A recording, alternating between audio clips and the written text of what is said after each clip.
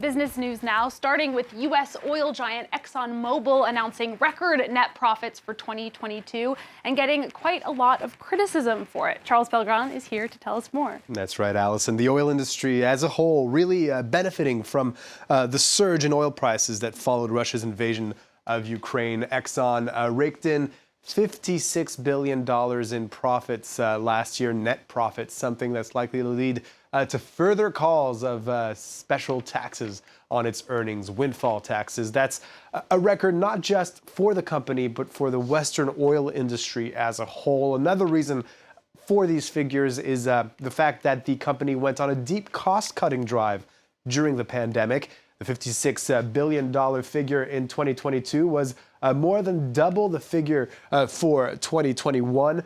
And a quick reversal from the loss incurred in 2020 at the beginning of the pandemic when lockdowns sharply reduced demand, as you can see here.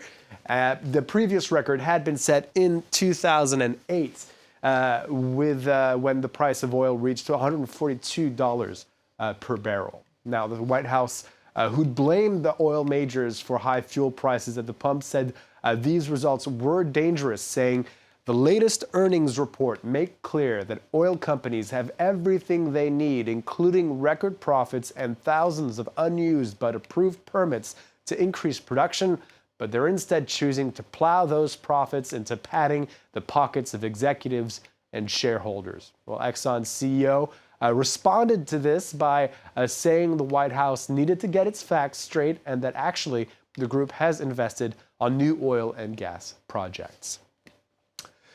And the UK bracing itself for a fresh round of nationwide strikes this Wednesday. Teachers and train drivers taking center stage in their struggle to secure pay rises that would help them cope with the cost of living crisis in the country. Up to 500,000 workers are planning to walk off the job this Wednesday. Inflation in the UK hitting its highest level in more than 40 years at over 11%. Speaking to NHS workers on Tuesday, Prime Minister Rishi Sunak tried to explain that a sudden increase in wages could further contribute to an inflationary spiral. Take a listen. You know, when this gets wrong, and if we're still talking about high inflation in a year's time, right, it is going to be awful for all of you, right? We won't be able to afford to invest any more in anything, right? And no one will be able to spend money on anything they want because inflation would have just been going up and up and up. An important part of us getting a grip of inflation and halving it is making sure that the government's responsible with its borrowing, because if that gets out of control, it makes it worse. And it's about making sure pay settlements are reasonable and fair. Let's take a look at the markets now. Traders confident ahead of the conclusion of a U.S. Federal Reserve meeting later this Wednesday. Shares trading up across major European marketplaces at the open.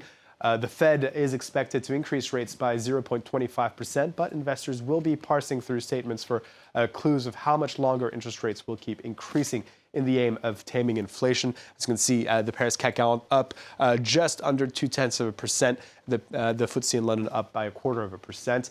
We're seeing the same dynamics at play on Asian marketplaces with shares trading up there as well. The Shanghai Composite up almost 1%. Same for the Hang Seng in Hong Kong. The Nikkei in Tokyo finishing the session just above 0%, and the Kospi in Seoul up 1% too. Staying in Asia, stores selling products containing CBD are now a mainstay of many shopping streets and economies around the world. And that was the case in Hong Kong as well. Until today, this Wednesday, local authorities are enforcing a ban on all imports, sales, and possession of the cannabis derivative. They've classified the drug as being as dangerous as cocaine or heroin. Liza Kamenoff has this. It is legal in most of Europe, America and Asia, but in Hong Kong, CBD has been classified as a dangerous drug and listed alongside heroin and cocaine. From the 1st of February, anyone possessing or producing CBD-based products in Hong Kong will be subject to harsh penalties. CBD is kind of like dangerous drugs, like heroin or other cocaine.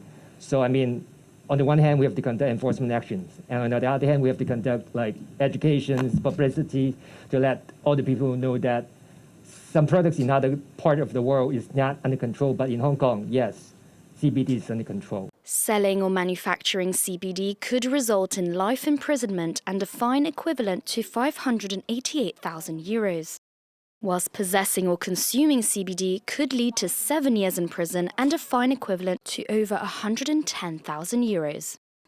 Residents were given 3 months to dispose of their CBD products in bins across the city, with over 77,000 items handed in.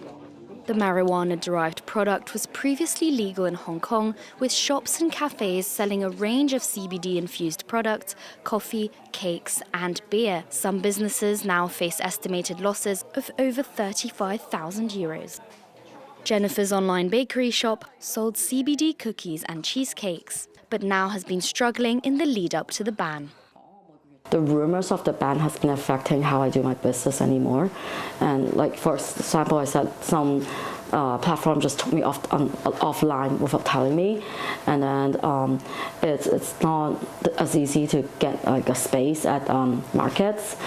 The ban is coupled with a zero-tolerance policy towards drugs in Hong Kong and mainland China, where CBD products have been prohibited since 2022. And finally, we'd mentioned it a few days ago, the breathless needle in a haystack search for a tiny pea-sized radioactive capsule lost somewhere in the West Australian outback has ended after 6 days. Teams of radiation specialists and members of the Defense Force found the capsule along a 1,400-kilometer stretch of road in West Australia, where the capsule apparently fell off a truck. The military is now verifying that capsule and says it will be taken to a secure facility in Perth on Thursday, Allison.